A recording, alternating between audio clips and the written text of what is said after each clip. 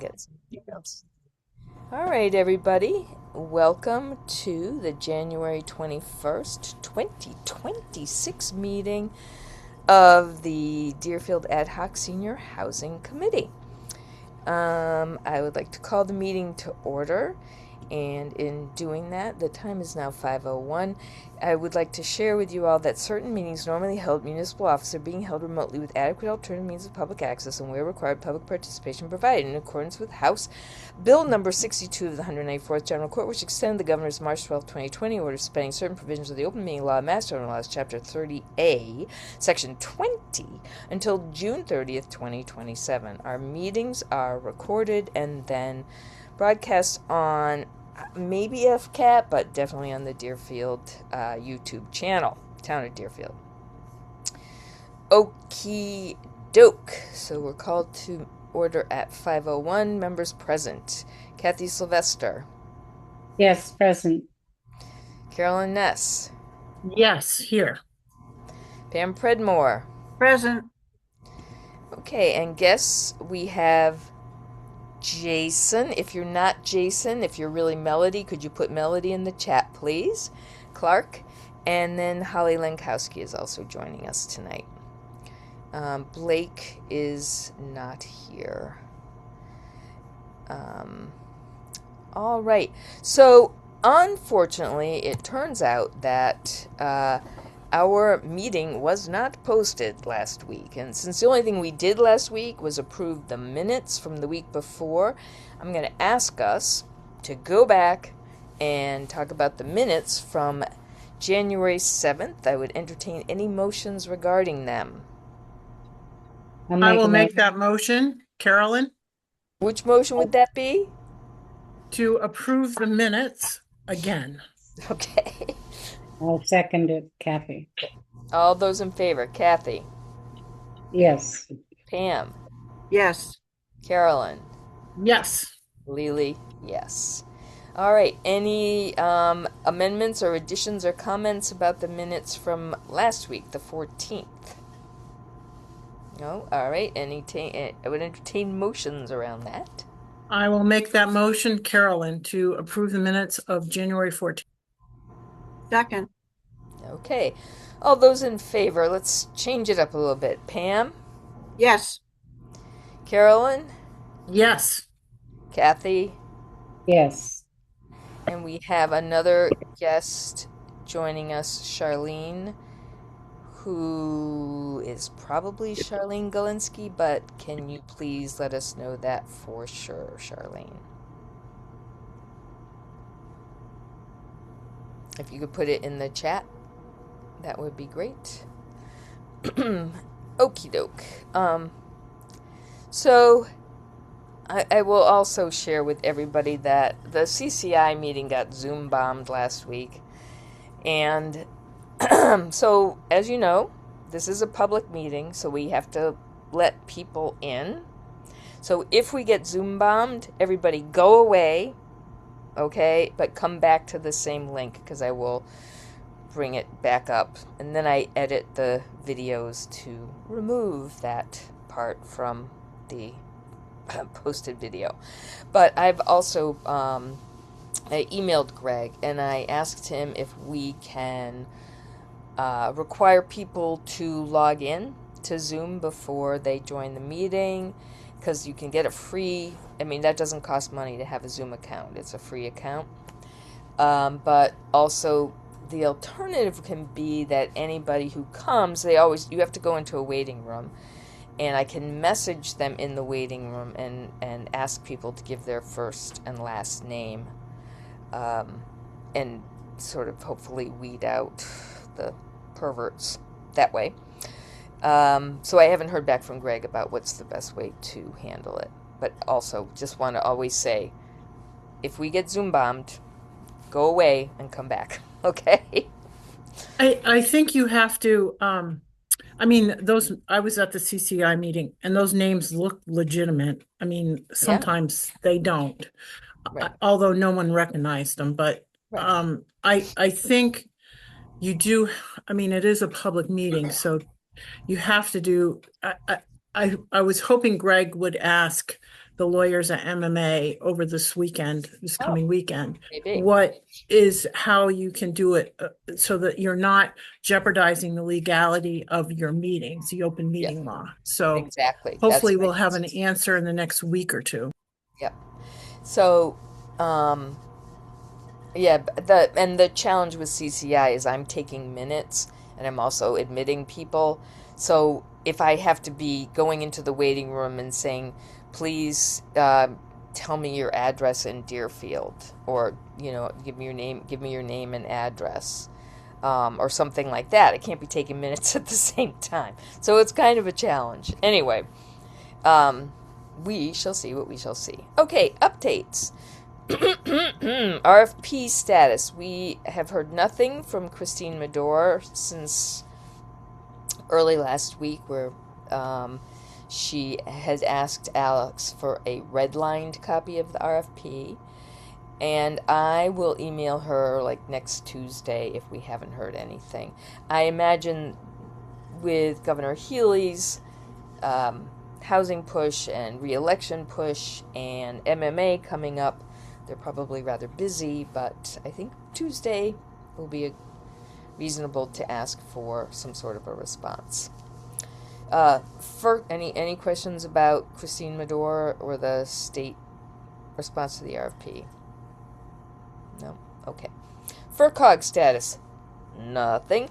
So I called Alex and I asked Alex to set a deadline of our next meeting, because we need to get their statement of work, we need to review it, we need to recommend to the town administrator whether or not we accept it or if we want to make changes, and then presumably he's got to review it either with the select board. I can't remember. I think Casey was just able to do it, but whatever. We want to go through all the steps, right? And town council may have to look at it. Hopefully not, because it should be the same thing as last time. Yeah, I mean, hopefully we can skip that step. I know. But at any rate, I'm like, we need to have the statement of work so that we can get to work on the contract, right? To get the contract signed so that we can get it out there for the first week in March. That's our goal. Okay. News from the state level, Josh Cuddy. Nothing yet. And again, I think what makes sense is that I will try calling Christine and talking with her about like moving forward with Josh Cuddy and those guys on looking at us as a real opportunity for them to do something about rural housing. So that's it from the front lines. Does anybody else have anything? No? I don't know. I forgot to ask Alex about the Brownfields grant. But I believe that doesn't... When I discussed it with her a while ago, it sounds like they can't do anything until sort of the spring, at any rate. So that makes sense. Because they've got to go through all kinds of stuff. So, April kind of a thing. March or April. And there's no heat in the building, so I don't blame them. Or at least the ground has to not freeze, be frozen too. Well, I think this is mostly about the buildings, if I recall correctly. Because we've already done the ground. We did the ground. Right, but don't forget you have stuff that spreads out from the building. Oh, that's true. If you have to be able to investigate beyond the building. Okay. So I forgot to ask Alice about that today. I know the Conway School of Landscape Design meetings are beginning next Tuesday, and Alex is looking for community people who want to be involved in that. And so it's good that Charlene, you're here, and Holly and Jason. Jason, I mentioned your name, assuming you're not Melody. But Melody, if you're Melody, you would be good too. But that you might be interested in participating in the conversations about housing and Deerfield. So if you are, get in touch with Alex.